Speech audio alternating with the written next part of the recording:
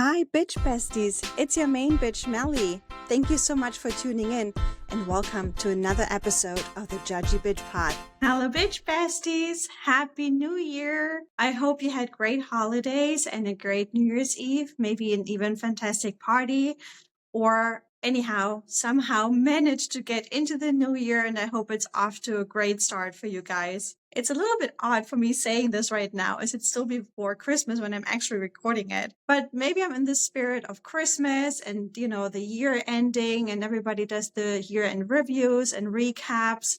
And that got me a little bit nostalgic. And I thought, I want to start off the new year on a positive note, on a sweet note. And I thought about this episode quite for some time. And I thought, why not do a millennial recap childhood memories episode, especially with me being from the east side of Germany. I don't remember much from that period of time, but I grew up in Germany in that aftermath of the Berlin Wall coming down, and then later on moved to the US. So I have a lot of childhood memories that might be unique to my situation, but maybe there are some that you as a fellow millennial or somebody from Gen Z generation or whatever can relate to as well. Or you might listen to it and you're like, that's odd. I've never heard of that. So sit back, relax, and here we go. Here are my childhood memories. I think one of my fondest memories is not having screens. I really, really sometimes miss that time before we had the smartphones. I remember the flip phones. That's not necessarily a childhood memory. I was an adult already when that happened. But man, I miss that time. No screens. The internet with the old modem. You may remember that sound when the modem connected. And, at home, we only had one phone line, so nobody could be on the phone while you're connecting to the internet. That was fun. I miss that time a little bit. I mean, not the slow internet. Of course, nowadays, the fast internet is so much more fun. And having it on your phone, on the go, and etc. But, the time was much quieter. There was not as much pressure in terms of looks and all that. Yeah, it was a little bit easier back then. And even in restaurants, I remember when we were kids in Germany, my dad used to say, if the neighbor table can hear us talk, we're too loud. Here in America, it might be different. I noticed that it's generally very loud in restaurants, in most restaurants. Kids nowadays, you see in restaurants a lot with screens. I don't know if parents make it easy on themselves. I'm not a parent. Maybe I would do the same. I'm not shaming anybody, but you do see a lot of kids in restaurants on screens, on iPads, so they are quiet. We had to figure it out back in the day. We didn't have any screens. We didn't even have any crayons, like anything to draw, anything. We just had to sit there and be quiet and, sit still, because otherwise my dad would get annoyed. We weren't allowed to be loud. We just had to sit there and eat. And I don't know. I don't really know what we did, but I remember we always had to be quiet. And then also with CDs. Do you remember CDs or even the time before? I'm a kid of the 80s. So I was still working with cassettes and I had a Walkman. And in order to save battery on my Walkman, I would rewind or fast forward our cassettes using a pencil. Do you know what I'm talking about? Did you do the same thing? Man. And those cassettes, they were sensitive. Like if they got tangled, oh no, the whole cassette was ruined. The song was ruined. Or if the Walkman ended up eating the cassette, what a nightmare. And then the CDs. Yeah. I mean, my parents always pretended to be poor. I know they weren't that poor, but they probably tried to teach me whatever values. I had to wait usually for some occasion like birthday, Christmas, Easter to get a new CD. I remember. And then when I was a young teenager, I remember my best friend had a CD tower, I think even with like a 3 CD exchanger and a remote control. I'm like, what the heck? And I didn't. But then I got a CD player with like a 3D changer on top and a 2 cassette. I remember that. I believe I had a remote for that too, but it wasn't as cool as my friend's was. And then because we didn't have the CDs, and remember they would bring out singles for all the songs, and who has the money to buy hundreds of CDs of all the songs you want to listen to? So I would sit there with my boombox and try to record the songs off of the radio. But then if somebody walked in and said something, I would lose it. I remember back in the days, I was a huge Guns N' Roses fan. Don't ask me why. I have no clue. I didn't even understand what they were singing because, I was in Germany. I was a kid in Germany. MTV, do you remember MTV? MTV just stopped. Isn't that sad? But also, I can't remember the last time I watched it, so I don't blame them for taking it off. But yeah, I remember specifically with Guns N' Roses and the song November Rain. You know what song I mean? I love that song. It was a long song. So I would take my boombox and hold it upside down against the TV to record the song. And when somebody would walk in and see me, they'd usually go like, Melly, what are you doing? I'm like, shh, damn it. You ruined this song for me. Because for some reason, yeah, you could hear those voices on the recording. Funny. Kids nowadays would never understand. They just stream anything and everything, The amount of time I had to listen to the radio to record my songs that I wanted. I mean, I guess we didn't have much else to do, so I guess it was fine spending so much time listening to the radio. But nowadays, you just take your phone and you get to listen to any song you please. Even songs you don't know, there's apps out that can figure out what song that is. We didn't have that. We had to listen to the radio and hoping the host would mention what song it is and who sings it. Man, those memories. Do you share those memories with me? Yeah, also, the kids nowadays, they have so much and so many toys. Even Peanut alone, he has 2 big boxes full of dog toys, right? When I grew up, I had little. I mean, I was born in 1982. The Berlin Wall came down in 89. So even in the early 90s, Germany was still trying to figure it out, to be reunited. I remember my parents were struggling a little bit adjusting to the new times. My dad lost his job in the process, or not so much his job. He was studying in law school. And then once the wall came down, the laws he had studied on weren't existing anymore. So the bar wasn't accepted on the west side of Germany. So he was like in the finding process of what kind of job to work. And he tried so many different things. I mean, he was working on the stock exchange for a little while. And remember the Tupperware parties? He didn't sell Tupperware, but he sold pots in a similar concept for a little while. And he was even a garbage truck driver for a few seconds there. He tried to figure out what to do with his life. And then he became a truck driver for a paper company, and he was driving papers through Berlin. And I remember once or twice I was allowed to go with him, and I was allowed to sit in the passenger seat of the big truck. I thought that's cool and fun. I'm pretty sure kids nowadays can relate to that. But they probably cannot relate to the fact that I only had 1 or 2 Barbies forever. I played with my 1 or 2 Barbies. It took me years until I finally got the Barbie horse in a carriage for my birthday and Christmas. But also, I must say, I recently talked to my mom about it. I mentioned that I'm planning this kind of episode, and she was like, yeah, that's a fun episode, but please make sure to mention that a Barbie horse and carriage was probably 60 mark, the German currency, and we only had 420 mark a month. So that was a lot of money for us. And I'm like, yeah, I'll mention that. So I guess that makes sense. So maybe they weren't pretending to be poor. It was just these kind of items. Western items were just super, super expensive, and they just couldn't afford it. But yeah, that kind of taught me to value things. Like my 2 Barbies and my Barbie horse, I mean, I took care of it like it's my, most valuable possession. I mean, nobody was allowed to touch that thing. And even when I was younger and smaller, as a toddler and kindergarten age, I had those kind of dolls that had the real eyelashes, or some had the real hair. And of course, I was young. I didn't understand that, that kind of hair doesn't grow. I was playing hairstylist, and I was cutting the hair off or putting cream on my Barbie doll because I thought it's a baby. Oh man, the shit you do as a little kid, huh? Yeah, I always remember myself comparing to my friends. I mean, you automatically kind of do it. And I'm glad that I grew up when I did grow up, because of course I felt like I don't have as much as my friends did, but I can even see that nowadays it might be even worse. I feel like the gap between richer and poor is even bigger nowadays. I don't know. Maybe I'm wrong with it, but yeah, I always compared myself to others, and they always seem to have better things and more things and brand things. Brands I didn't even know. I was so living in La La Land as a kid. I didn't even know those brands. And then we lived 45 minutes from the Polish border. So my parents loved to drive over to Poland because things were just so much cheaper in Poland. They actually still do. They still go on vacation in Poland because it's cheaper. But I remember when we drove over to Poland, it was only a 45-minute car ride. And right on the Polish side, right behind the border, they used to have, and they probably still do, those huge markets, just like, big farmers market.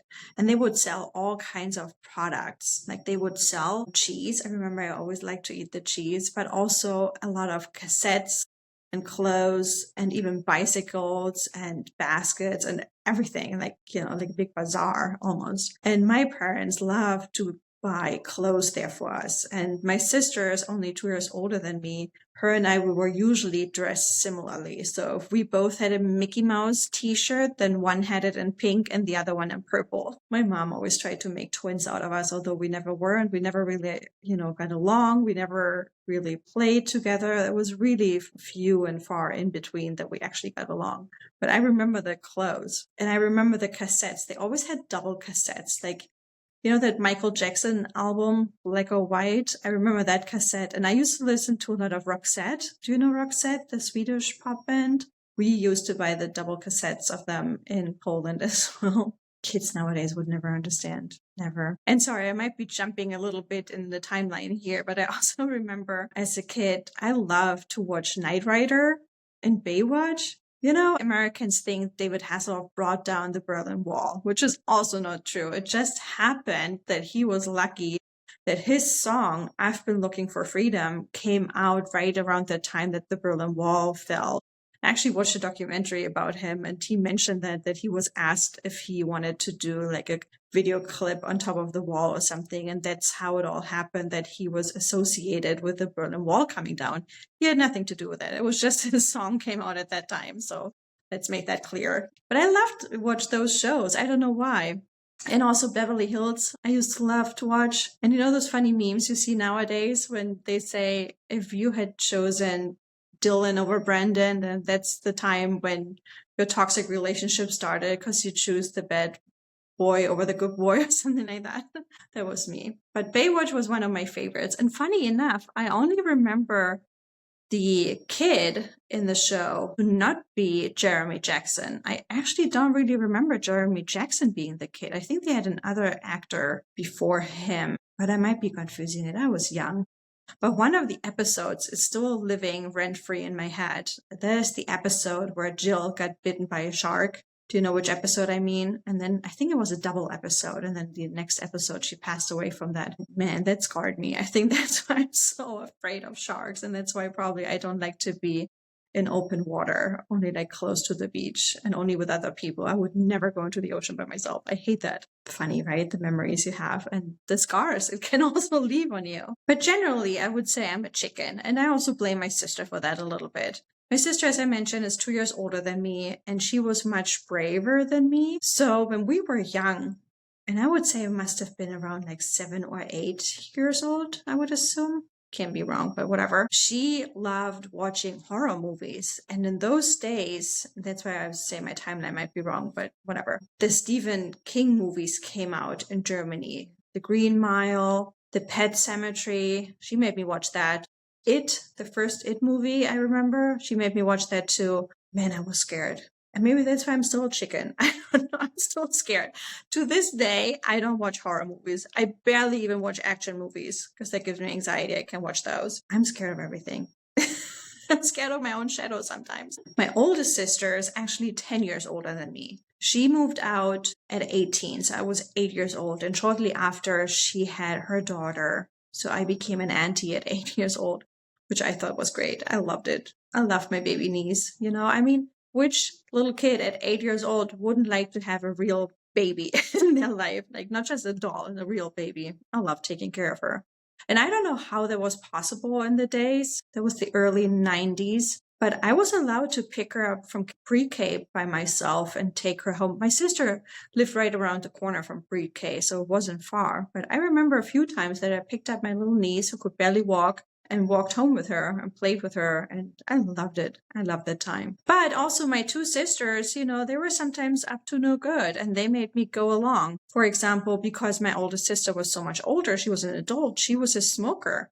And my middle sister, who was 2 years older than me, wanted to try smoking. And of course, I had to go along with that because, So they made me go first so I can rat them out. And I didn't want to smoke. I was 9 years old, but they made me go first. So I had to smoke at 9 years old. Yeah, sisters. Am I right? But then also later, I don't know how old we were, maybe 12 or 13 or something. My cousin, who was only 4 days younger than me, we managed to buy cigarettes. Back in the day, they still had vending machines where you could buy packs of cigarettes, and they were 5 mark, the German currency. And the 5 mark was a coin, was a big coin. So you could just take a big coin and put it in the vending machine, you would get out a pack of cigarettes. There was no ID check or anything. Also unimaginable these days, right? Yeah, so we got our hands on a pack of cigarettes and we drove somewhere, I don't know, with our bikes and smoked the whole pack of cigarette. And I remember when we came back to my aunt's house, man, I was so sick to my stomach. I believe I even threw up. I was so sick. But that didn't stop us. We continued smoking. And even it didn't taste good. We smoked until it started tasting better. Man, the shit you do as a kid, right? Was it the same in America? I wonder. Did American kids try to smoke as well? Was that a thing here? Or is it just a German thing? I know in Germany, a lot of people at that time smoked. You were even allowed to smoke in restaurants. And even much later, when I started working in my first office job, I remember we were smoking while we were working. We had an ashtray on our desks. And I remember while you're typing, your cigarette would smoke itself in the ashtray because you would forget to smoke it because you were busy working. And then that must have been the early 2000s already. And then they started to separate in restaurants. You would have to have a separate smoking room. Otherwise, you weren't allowed to smoke in the restaurants anymore. I believe nowadays it might be even completely banned. I'm not quite sure. I haven't been to Berlin in a few years now. Yeah, but I have those memories of us smoking. And even earlier, and I'm sorry, I'm jumping back and forth. We had this property outside of Berlin where we had a bungalow, and later my dad built us a pool, and it was just like a big yard and a 1-bedroom, 1-bathroom bungalow that we shared. And so every weekend, not in the winter time, but in the spring, summer, and early fall, every weekend, we would spend out there in our bungalow. And there was in a village outside of Berlin, like half an hour outside of Berlin, literally a village. There was not much around there. So my sister and I grew up in the woods and in the fields and playing. And so we would always take the bike somewhere to secretly smoke. And then when we came back, we thought, if we washed our hands with 7-Up or Sprite and jumped in the pool, as soon as we would come back, my parents wouldn't smell the smoke on us. And even my dad, who was a smoker himself, he smelled it on us. We were always caught.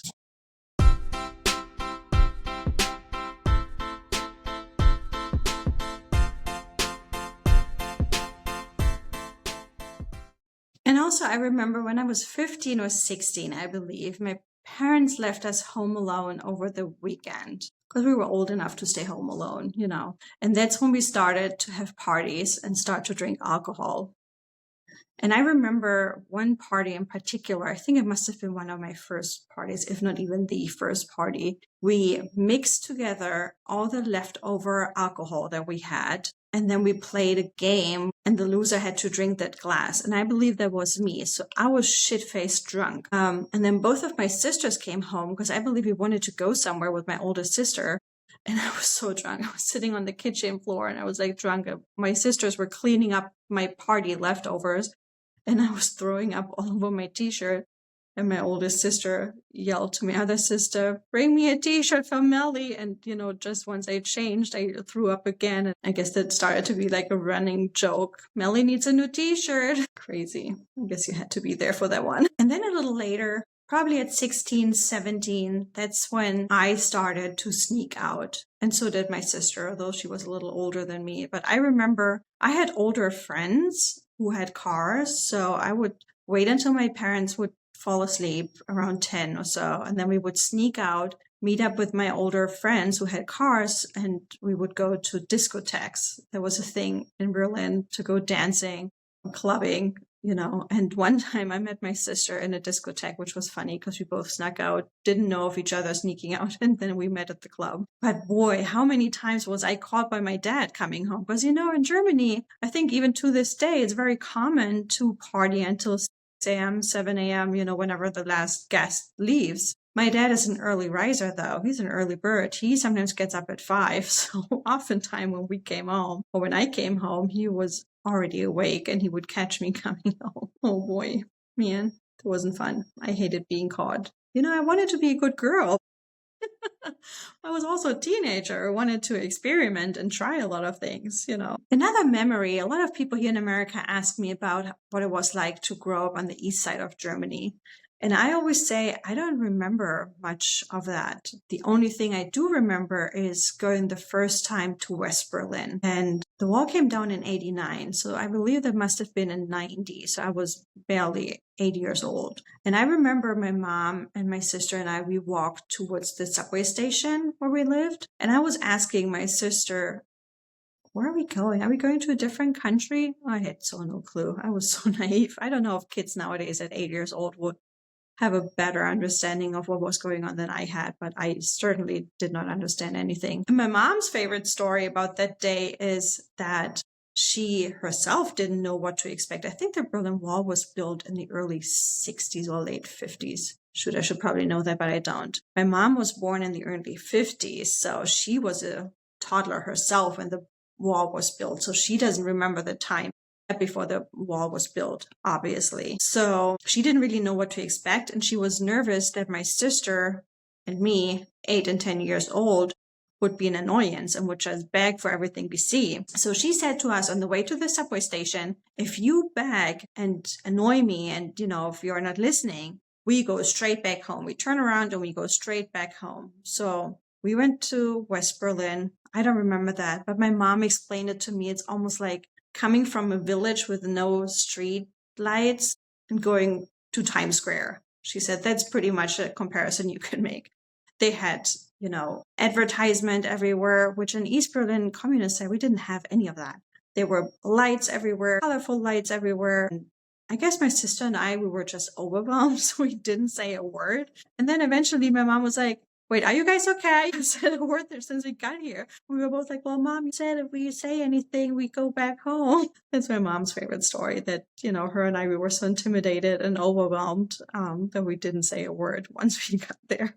Very unusual. I mean, when do I ever actually shut up? Even as a kid, I would talk so much. I remember my dad had his little shop in the basement of the apartment building where we lived. And my dad is very handy, so he does a lot of things on his own and creates and builds. And as I mentioned, we were 3 kids at home. So sometimes we had to go down to the basement, like one of us with my dad, so my mom could clean the apartment and cook dinner and lunches and whatnot. So my dad had his little workshop desk for us, like a kid's size, and then kids' tools and stuff. And I remember when he took me down to the basement, he was building something and I was, pretend building something. I would just chat away like I am. He would say to me, all right, why don't we play a game? Why don't we not say anything for as long as possible? He wanted me to shut up. Yeah. He also called me Little Duck when I was a kid because he said I talk like knock, knock, knock, knock, like a duck. Yeah. Funny. He also always called me an owl when I was a kid because I was always tired and had very dark rings under my eyes when I was tired as a kid.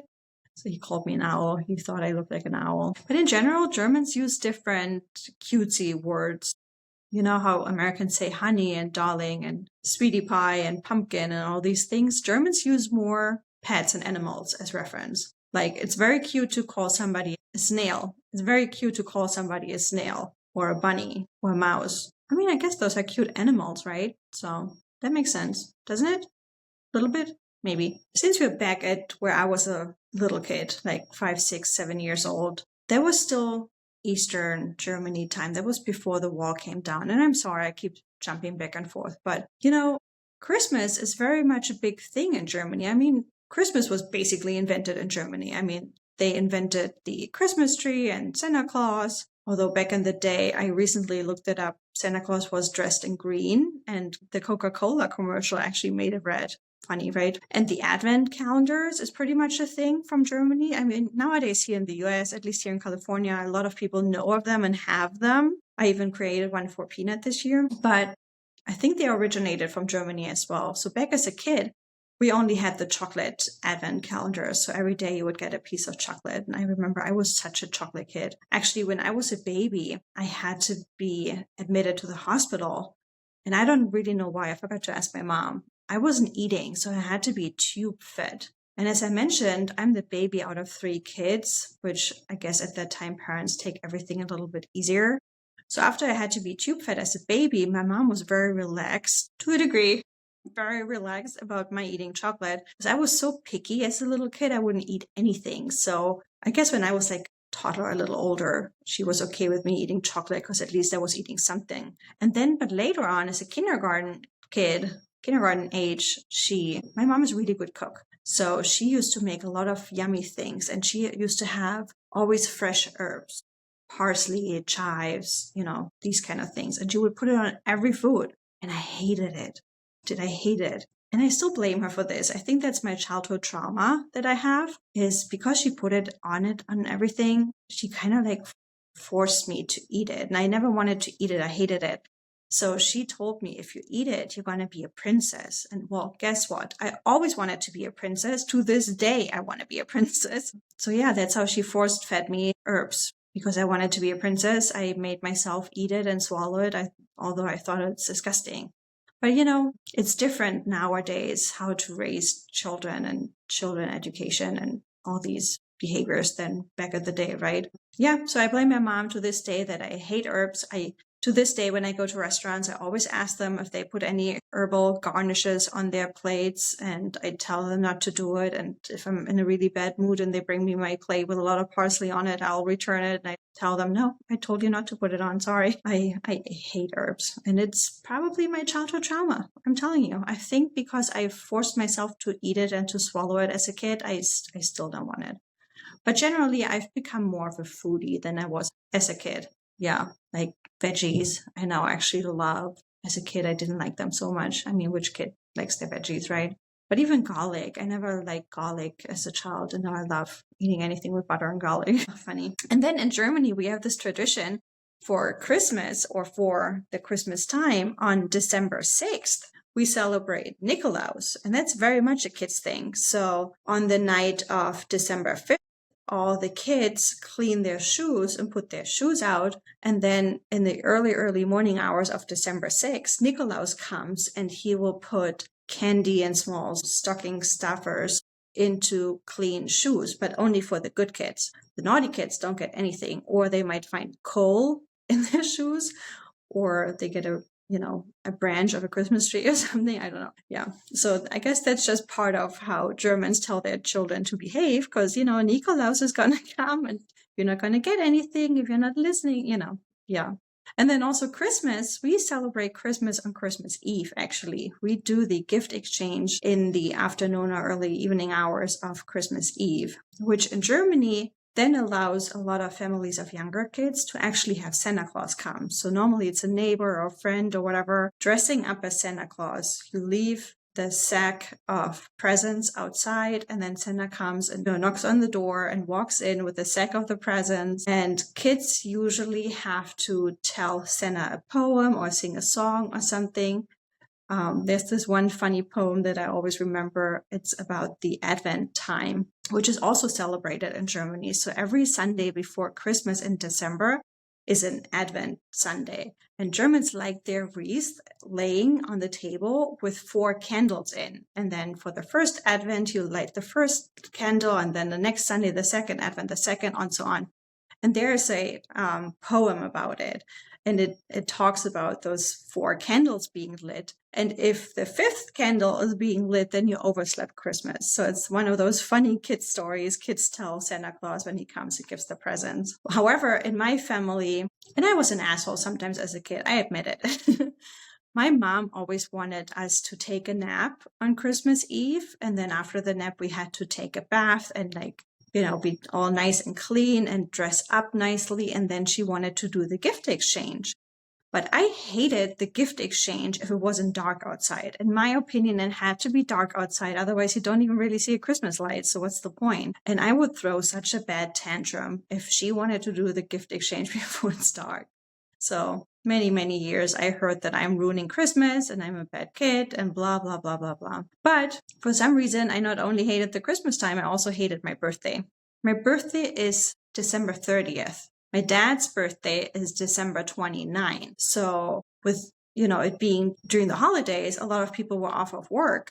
And my parents usually would have people over for my dad's birthday. And then, as it is in Germany, people like to drink and to hang out. It automatically would be midnight. And then at midnight, everybody would say happy birthday because we were off from school. We were allowed to stay up and didn't have to go to bed early. So I would still be up by midnight and people would say happy birthday to me at midnight. And I hated it so much as a kid, so much. And I would tell people, it's not my birthday. I didn't sleep yet. I have to sleep first before it's tomorrow. And then tomorrow it's my birthday. And then the next morning, people were hungover and already said happy birthday to me at midnight. I hated it. I think I also spent many nights of the 29th of December and early hours of the 30th crying in my room because I hated it so much. And even to this day, I still hate my birthday. It's just the date. People don't necessarily realize that, but that's also one of the childhood traumas I have. There's only so many birthdays that I experienced that I actually really enjoyed. Usually it's a struggle for me. And I can't even really blame people because they don't know what it's like. And, usually the people I hang out might be new friends that I had just met this year and they don't get it, But I have a lot of memories of telling people how much I hate my birthday and I don't like my birthday because people never want to go out. It's the day before New Year's Eve. New Year's Eve is a huge party in Germany. Everybody has some sort of a party. There's drinking, fireworks. People do their own fireworks. At least back in the day, it might be changing nowadays too. And it was always a big party. So nobody wanted to party with me the day before the big party, So it was always a disappointment. And even as a kid, I always wanted to do something fun, like go ice skating or go to the movies or something. And a lot of my friends weren't available during the holidays. They might have went to their grandparents or whatever, So now as an adult, especially since I live here in the United States for the last 11 years, there were many years where I met people throughout the year, would hang out with them, be friends with them, tell them my story about my birthday and how much I hate it. And they would say, oh, this year's going to be different. We're going to party. And then as the day comes closer, as the holidays approach, they would find excuses to not wanting to do it. And then they would suggest, why don't we move it by a week? And I'd be so upset over it because that's what I've been experiencing year over year over year. It's every year the same thing that I would say, no, I don't want to move my birthday. First of all, it's a complete new year. It feels like once December is over, everything is new. Who would want to celebrate Christmas in January? That also doesn't make sense. It's a new year. It's a new beginning. Everything is new.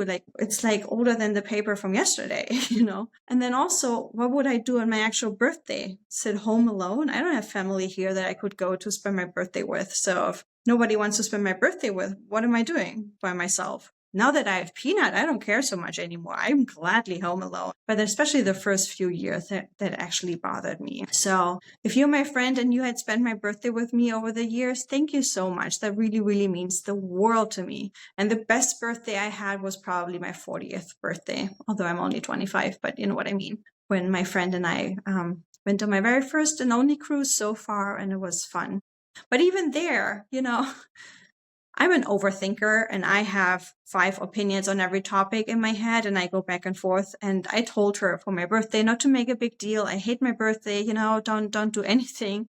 So we were on the cruise and she followed my instructions. I can blame her for anything. She absolutely followed my instructions. But then there was a moment that day where I was like, so wait, none of the restaurant waitresses singing for me? Why didn't you tell them, they're not, it's my birthday? But it's absolutely my fault because I told her not to do any of that. But then, of course I changed my mind and I missed that. But it was only for a second. Overall, we had the perfect day. We were in Bonaire that time, near Aruba. And I'm a big flamingo fan, and we got to see the flamingos in the fields, and we got to pick up free Caribbean salt. It was the best day. We dressed up at night, had a nice dinner, and it was one of my favorite birthdays. Yeah. I also remember one year I went to Miami by myself. I think it was probably my first and only solo trip so far. Not only, but my first solo trip from spending my birthday in Miami by myself, but only because a friend of mine and we had been there the year prior, which is also one of my favorite birthday memories that we spent it in Miami. That was fun. They have those fishbowl glass cocktails. They're the size of my head, and they had like deals 2 for 1. We got so drunk and we jumped in the ocean, and I had a brand new phone that I took in the ocean with me because I was so drunk and broke the phone. Ugh. I took a guy to the hotel.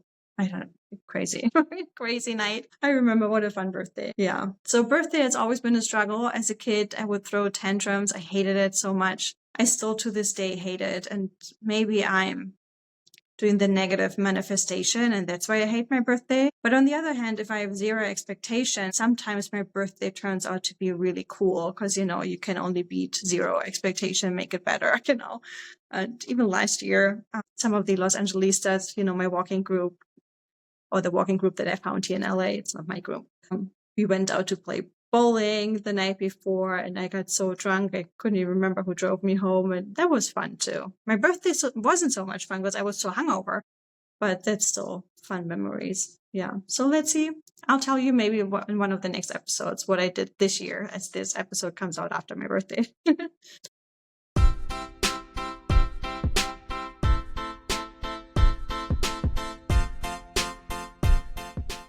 But as a kid, my mom always did a lot of arts and crafts with us. As I mentioned, on the east side of Germany, we didn't have a lot. The communist side was against everything from the Western side. So you couldn't buy a lot of decoration and a lot of stuff. So we had to do it on our own. And I remember on the east side of Germany, we had those very fluffy yellow cleaning cloths. And when they were unused, they were so fluffy, like a stuffed animal, very cozy. So we would cut those into stripes and roll them up, and to put 2 rolls on top of each other. And then with like the velvet colored paper, we would make feet. So there would be little ducklings, and then we would make a mouth and hang them on, like for Easter, on one of those little bushes that you put in the vase, whatever they're called. Yeah. I have a lot of memories of my mom doing arts and crafts with us when I was little. And even like during the Christmas time, she would bake a lot of cookies with us. And they didn't have any boxes or prepaid cookies. So we had to do everything from scratch. But I really enjoyed that because that meant that I could lick out the bowl after the dough was out of there, the rest of the sweet dough. And when we were using the cookie cutters, I would eat more dough than actually make cookies out of it. Those are sweet memories. I love that. Do you guys still bake cookies? Does anyone still do that from scratch? I mean, not from a box or pre-made cookies. And then do you remember when you came back from vacation that you always had to develop your film first? You had to bring it to, I don't know, whatever, a drugstore, whatever would develop the film for you. And then you had to wait a few days until you can go back and pick up the film. And then we all had those flip albums. Remember, where you would put the pictures in and you could just like flip through them and you would show it your friends. And, some pictures didn't turn out or were completely blurry, or you couldn't remember what you photographed there. You remember that time? That was also funny. Kids nowadays would never understand. You have a million pictures from every single day on your phone, right? Back in the day, you had to really think about what pictures to take because there was it 32 pictures per film or something like that? Crazy, right? I also remember how my friends always went on the nice and cool vacation. I remember my best friend went to Orlando, Florida, and we went to Austria. I think my parents, as a kid, I never flew on an airplane. We never went on a vacation where we had to take an airplane. Granted, though, living in Europe, everything is nearby, right? So you can drive. But we spend a lot of vacations either within Germany. Germany has beaches in the north, so we would go there, or we would go to Austria. My parents were huge hiking fans. So we spent a few years vacations in Austria and go hiking up the hills. And I hated it as a kid because, I was jealous of my friends who flew somewhere to the Caribbean or whatever. And I had to go to Austria. But it was also fun. Once we were there, I enjoyed it. And I remember we would just skinny dip into any, body of water we would find on the way. And it would probably be the ice cold water out of the mountain. We would just skinny dip and jump in there. Or the Austrian cuisine, I remember very fondly. They have a drink, and it is almost, in Germany, it's very common to mix apple juice with seltzer water. They call it Apfelschorle. And in Austria, they have something similar, but it's more like a lemonade, but has a similar color. And it's called Almdudler. And I loved that as a kid so much. I thought it's so funny. It's such a funny word and such a funny lemonade. And, I didn't get to drink a lot of sodas as a kid at home, but in Austria, I was able to drink that soda. Yeah. And the dessert, they have a dessert called Kaiserschmarrn, which is basically pancakes cut up in little pieces and with powdered sugar on top. And I love that. So once we made it up to the top of the hill, we always got an Almdudler and a Kaiserschmarrn. And I remember that. That was fun. And then also one time we drove to the northern part of Germany to the Nordic Sea. And I think the Nordic Sea has probably one of the biggest low tides, that's what you call it, in the world. So when there's low tide on the Nordic Sea, you don't see the water at all. It goes so far back, I think for a mile it goes back, and you get to walk on the surface that is normally covered by the sea, which people find nice and interesting, but just me, I didn't like it. I thought it's like walking in shit. And then once somebody told me that there's worm living in the sand, I was like, there is no way in hell am I going to walk barefoot on worms. Nope, not happening. So I was always a little diva. My dad had to carry me because I refused to walk on it. And we did like a guided tour on it. And I think it was like a cold, rainy day, and I refused to walk on that sand. So my dad had to carry me. And he had little airplane bottles in his pockets because it was cold. So him and my mom, on the tour would like sneak their little airplane bottles. And once finished those little airplane bottles, he would give me the rest of the bottle on his shoulders, reach it up to me for me to drink the last tiny drop that was in there. And people was so shocked. People were really shocked that my dad would hand me an airplane bottle, and my dad was like rolling his eyes. He was like, there's nothing left in there. Stop, shut up. But even like, I remember those days too as kids. In Germany, we have an egg liquor, which is almost like eggnog with whatever alcohol in it. And it's a little thick. You know how eggnog is a little thicker in the consistency? So you drink it out of wider, small glasses, like shot glasses, but they have to be wider. So you get the thick liquid out of it. And when you're done drinking, it's very common that you can lick the glass to get the rest out of it. Or you just use chocolate cups so you can eat the cups. But as a kid, we were sometimes allowed to lick the glass after my parents finished drinking their shot. And egg liquor is very sweet and, tastes good. Maybe that's why I like drinking different alcohols, because I was able to do it from an early age on. And not that we were drunk or anything, there wasn't enough to get drunk off, even as a little kid. It was just a fun thing that we were allowed to like lick this little drop out of the glass. You know what I mean? So don't get my parents arrested. And then I remember one year, I don't know how old I was. I think I was in 5th grade and my sister in 7th grade. I think that must have been. And we were on our weekend property, half an hour outside of Berlin, eating breakfast in the morning. And my dad had the spontaneous idea at the breakfast table. And he was like, girls, what do you think? Do you want to go to Disneyland in Paris? We were like, yeah, let's go. So we packed everything quickly, drove into Berlin to our apartment, packed vacation clothes, and then drove to Paris. And I believe it was maybe like a 10-hour drive. My dad didn't mind driving. He loved driving. To this day, he drives very far. He drives all the way up to Norway to go fishing. So yeah, we drove to Disneyland very spontaneously. And I will never forget that. That was so much fun. I mean, nowadays, that's one of the things that really pisses me off is how expensive everything has gotten, right? I really wanted to see the Disneyland holiday parade here in LA, but tickets are like $230 or $240. It's insane. Who can still afford those tickets? So I feel bad for the kids who will never experience it because their parents can't afford it. Yeah, but that's one of the most fun memories I have, that we spontaneously drove to Paris. I will never forget it. And even in Paris, I think our car was fairly new and the traffic was so crazy. My dad was sweating sometimes bullets. Sitting near the Louvre, I don't know if I remember that correctly, but there was like a roundabout with like 6 or 5 lanes, and, Parisian people drive differently than Germans. And my dad was like sweating bullets that our brand new car would get a scratch, which it didn't. We made it through. I will always remember that. That was funny. Yeah. And otherwise, I think I spent a lot of my summer vacation with my aunts and grandparents' houses. I always loved to go to mom's side because I had cousins there. As I mentioned, my one cousin is only 4 days younger than me. So we would always find a lot of trouble to get in. I didn't like so much going to my dad's parents. It was different. There was no kids to play with, and my grandma was more stricter. We weren't allowed to do as much fun things.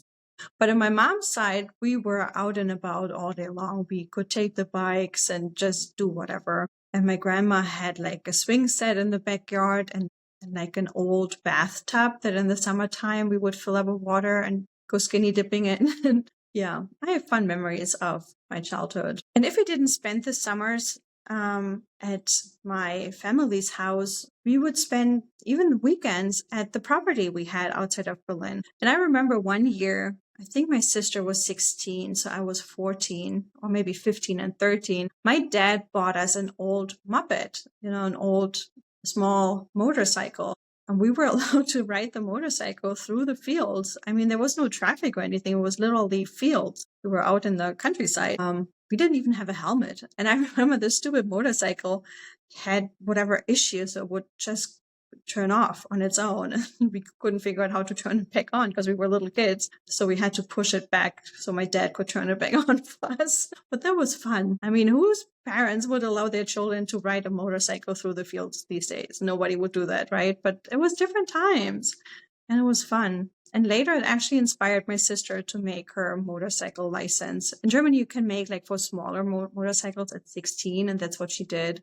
And then we were both playing handball, which was completely different from here, and later became referees for handball. And yeah, we would take her little, like a Vespa type that my sister had. So we would ride on the little Vespa all through Berlin and go be referees for games that we actually made a decent amount of money with as a kid. I mean, each game would bring us like $20, which was a lot of money as a kid, So I will also remember that. And then I remember when we were out on our property, that must be earlier though, when I was younger. My mom told us about that when she grew up, they used to go something that they called in German Kartoffelstoppeln, which she explained to us is when you have the fields where the potatoes grow. And after the farmers harvested all the potatoes, you can go on the fields and you might be lucky and still find the one or the other potato that the machines didn't pick up. And you would pick those up and bring this home. So my sister and I, one year went to the potato fields near our weekend property and picked up so many potatoes we couldn't carry. So we had to like take our shirt and, make a little sack out of our shirt in front of our bellies. You know what I mean? When you bend it this way, and brought home all the potatoes. And my mom almost laughed hysterically. And she said, no. The farmers haven't harvested the potatoes yet. You cannot just go and pick the potato. So we basically stole the potatoes. Oops. I guess we missed that part of the story.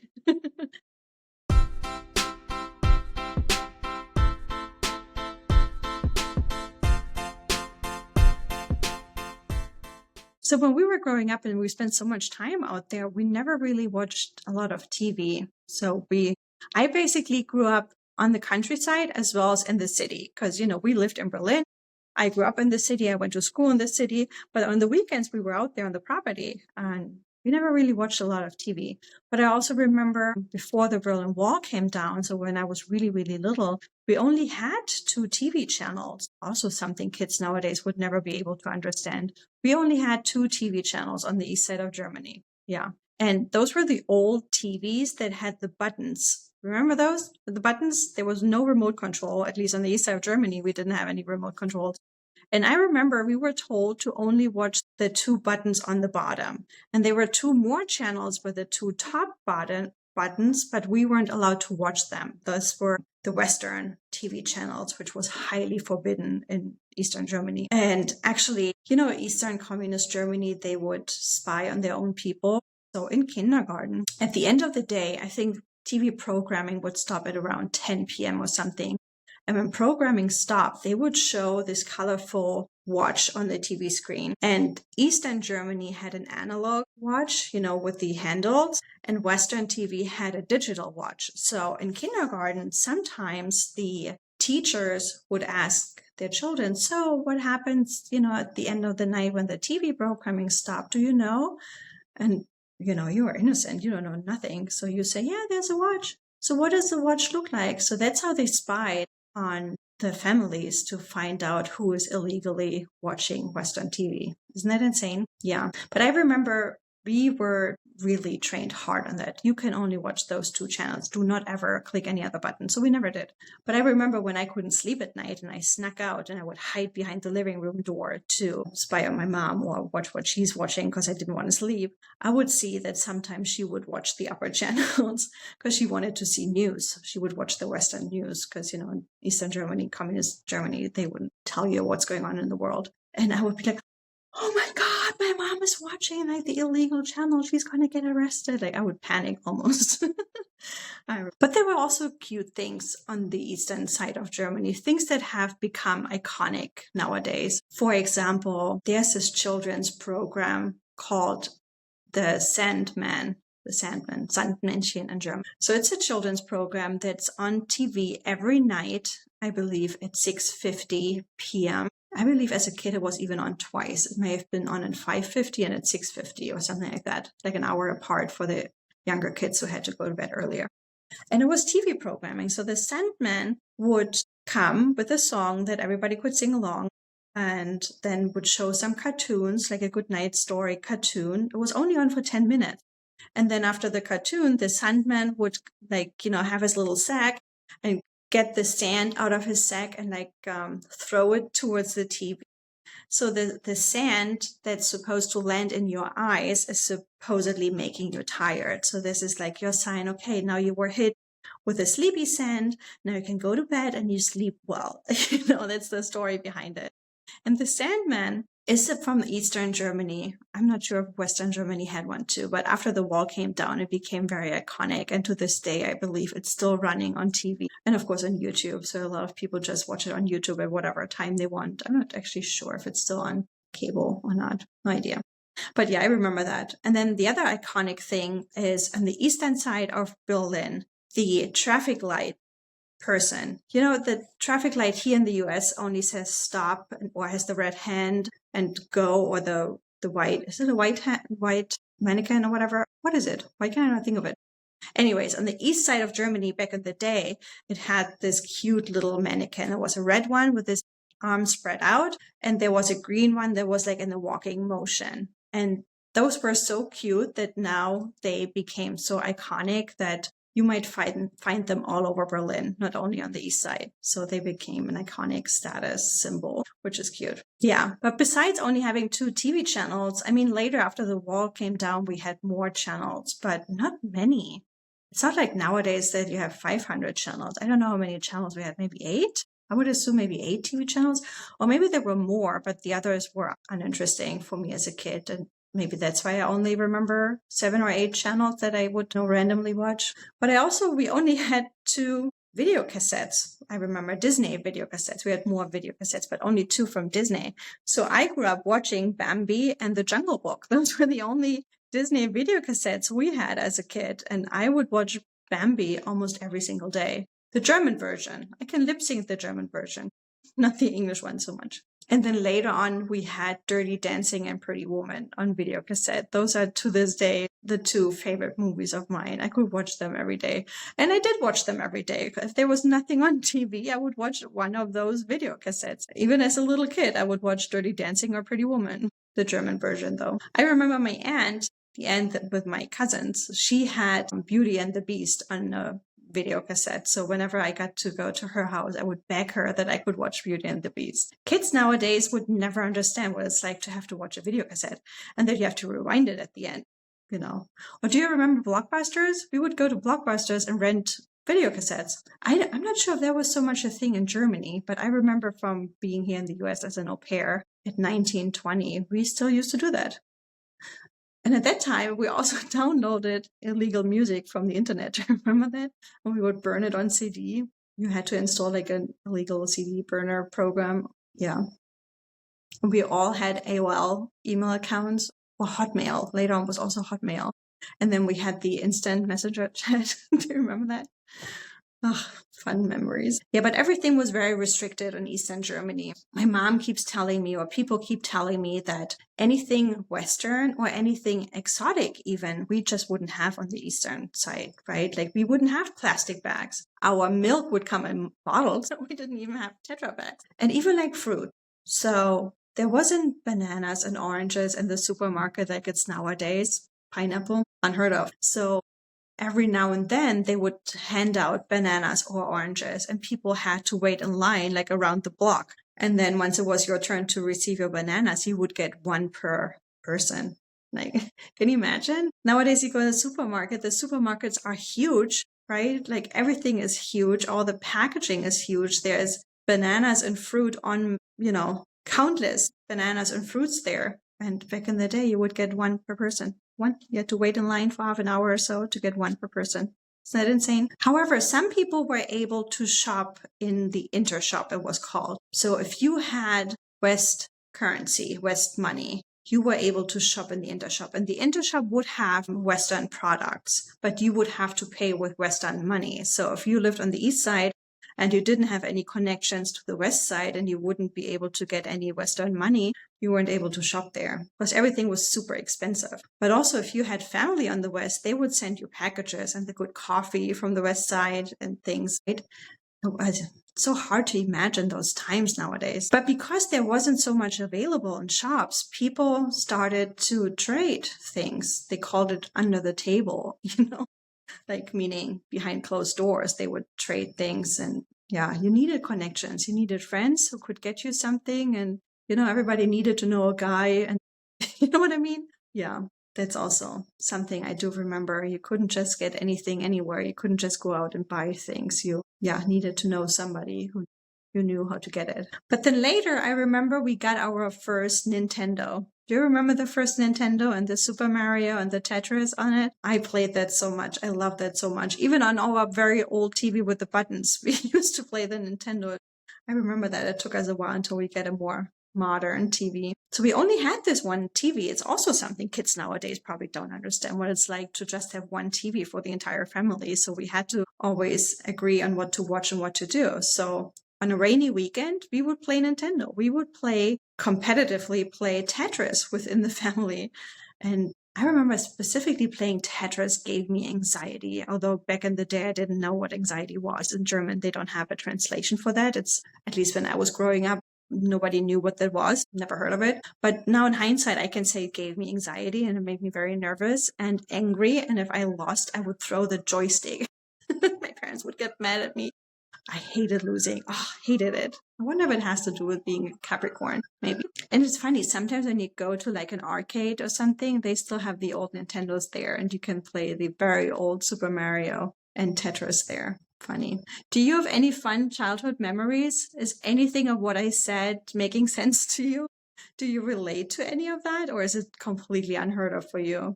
I would love to hear from you. Let me know, Bitch Besties, what you think, what your memories were. Once again, Happy New Year. I hope you're off to a great start. I hope you enjoyed this episode, although it was jumping back and forth a little bit. But it was fun for me to remember these things and to reminisce in them. And yeah, Happy New Year, Bitch Besties. Thanks for listening. See you next week. Bye. That was it for today. Thank you so much for listening. And if you are as excited and opinionated as Peanut and me, please give us a follow on Instagram at the Judgy Bitch Pod. And don't forget, please also tell everybody you know about this new podcast so they come and follow us as well. We would much appreciate it. Would you like to be part of it? Sure, go ahead. Send us a DM with your feedback, your hot takes, and your unapologetic opinions. We might read them next time. And last but not least, don't forget, please follow, review, and rate wherever you listen to this podcast. See you next week. Cheers, bitches.